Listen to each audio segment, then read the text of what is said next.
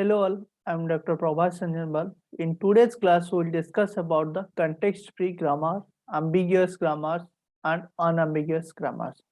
So, what is the meaning of context-free grammar? In the previous classes, we have already discussed about the regular grammar. We have already discussed about the regular grammar or RG grammar. Okay, but in this class, we mainly will discuss on context-free grammar or CFG grammar. So what is context-free grammar? Context-free grammars are used to represent the statement syntax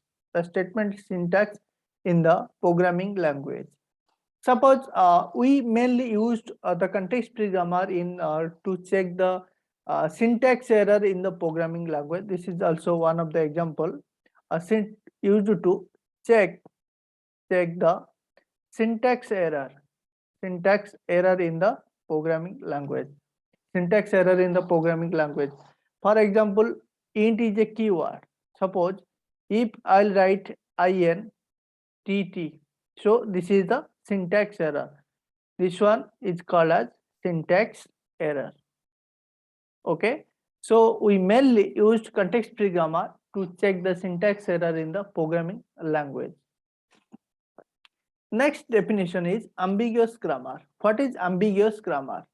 A grammar is said to be ambiguous. A grammar is said to be ambiguous if there exists more than one parse tree. If there exists more than one parse tree for at least one string s, of the grammar. Means if a grammar is given, we can generate many parse trees. For a single string, if more than one parse tree will exist, then it is called as ambiguous grammar. So what is the meaning of unambiguous grammar? A grammar is said to be unambiguous. If there exists only one parse tree for every string of the grammar. Means if only one parse tree exists for any string, for every string or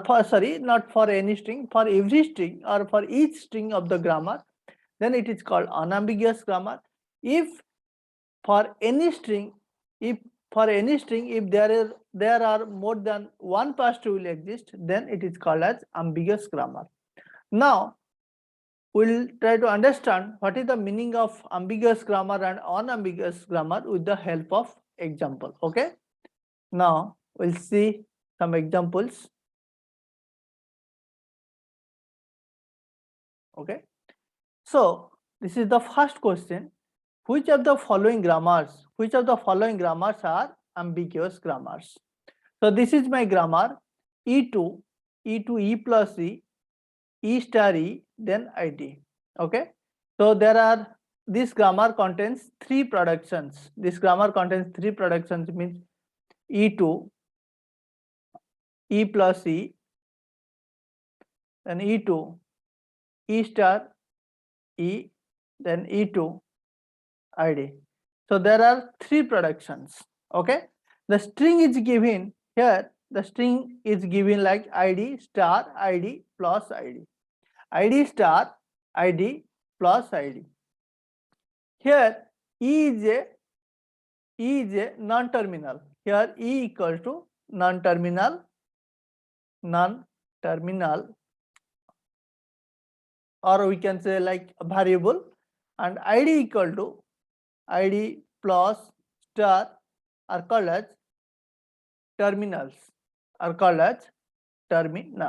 Okay, so for this string, for the given string, here string is given ID star ID plus ID. Okay, for this string, the following grammar is ambiguous or unambiguous. Okay, now we'll check. Okay, E2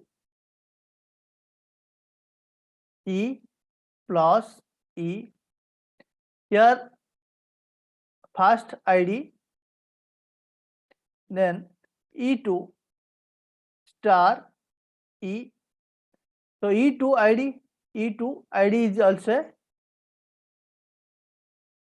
production. So E2 ID, here E2 ID.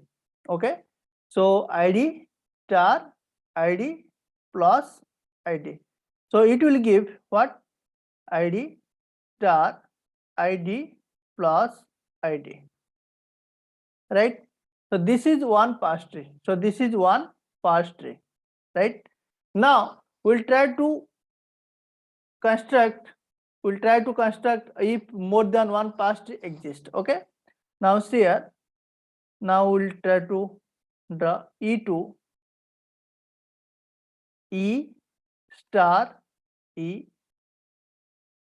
then E2 E plus E, then E2 ID, here E2 ID, here E2 ID. So here ID star ID plus ID, ID star ID plus ID. Okay. So for one string means ID star ID plus ID, ID star ID star ID plus ID, for one string there are two different pass trees. There are two different, this pass tree and this pass tree is completely different. Okay. So for this string means ID star ID plus ID, there are two pass tree exist. There are two pass tree exist. So this grammar means E2 E plus E, E2 E star E, then E2 ID is ambiguous grammar. This grammar is called as ambiguous grammar because for one string like ID star ID plus ID, there are two different pass tree exist. So this grammar is ambiguous. Okay. Now we'll see one more example.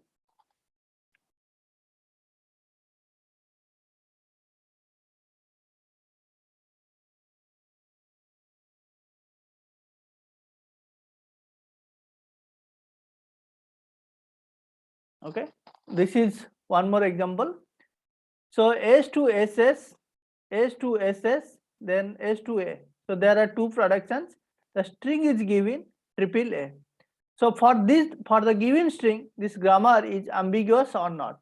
Now we'll check here.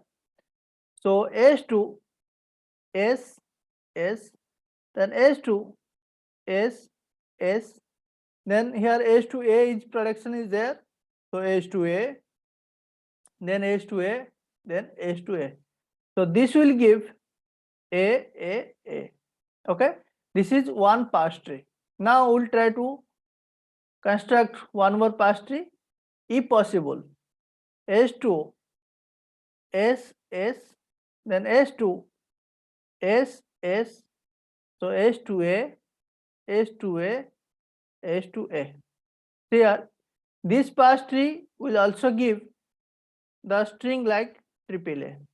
Okay, so this pass tree give the string triple A, this pass tree also gives the string like triple A, right? So for one string triple A, there are two pass trees. And both pass trees are completely different. So this grammar is called as ambiguous grammar. Okay, this grammar is called as ambiguous grammar. Now we'll see one more example.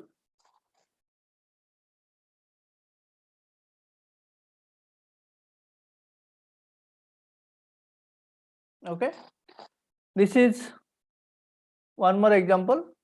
S to A, S to small A to A. Okay, so the grammar is here. So for the string A, now we'll construct the pass tree S to A. This is one pass tree, so it will give the string like A. Now we'll construct S to A, S to A, then A to A. This will also give the first, also give the string like A. So this is one parse tree and this is one parse tree. So for A string, there are two different parse trees. First, this is first parse tree, this is the second parse tree. Okay, so this grammar is called as ambiguous grammar. Ambiguous grammar. Okay, now we'll see one more example.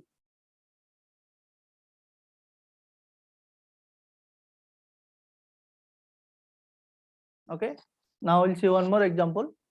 So this is one grammar, S to A B, A to A, B to B. Here string is not given, but in the previous questions string is already given, but in this question string is not given. So that means we'll check for means this grammar for every string. Okay, so the strings looks like suppose AB. Okay, now we'll check for AB. So S2 here A B, S to A B, then A to A, here A to A and B to B. Okay, so here string it will give only the string like AB. Okay, so this parse tree is also only one. For every string there are only one parse tree. There are only one parse tree. Only one parse tree. So this grammar is unambiguous. So this grammar is called unambiguous, right? Okay, so this is the end of today's class. In the next class we'll see about the normal forms. Okay, thanks to all of you. Thanks for watching.